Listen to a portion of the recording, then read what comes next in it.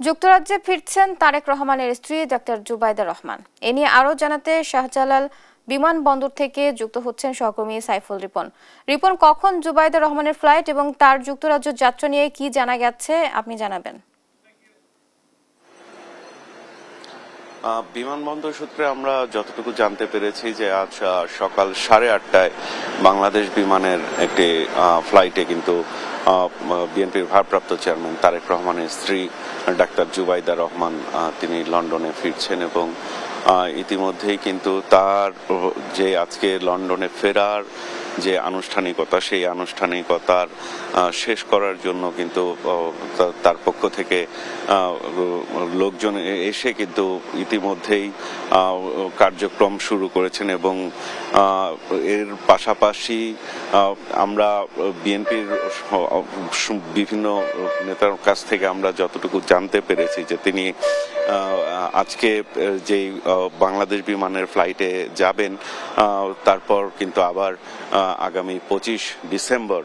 বিএনপির ভারপ্রাপ্ত চেয়ারম্যান তারেক রহমান যে দেশে ফেরার ঘোষণা দিয়েছেন সেই দিন কিন্তু তিনি আবার স্বামীর সাথে এবং কন্যা জাইমা রহমানকে সাথে নিয়ে বাংলাদেশে ফিরবেন এবং আপনার মাধ্যমে দর্শকদের একটু জানিয়ে রাখতে চাই, গেল 5 ডিসেম্বর বিএনপি চেয়ারপারসন খালেদা জিয়ার অসুস্থতার গুরুতর সংকটময় মুহূর্তে কিন্তু তিনি বাংলাদেশে এসেছিলেন এবং এই কয়দিন কিন্তু প্রতিদিনই তিনি এই ধানমন্ডির বাসভবনে, তার যে পৈতৃক বাসভবন মাহবুব ভবন, সেই মাহবুব ভবনে থেকে সেখান থেকে হাসপাতালে নিয়মিত যাতায়াত করে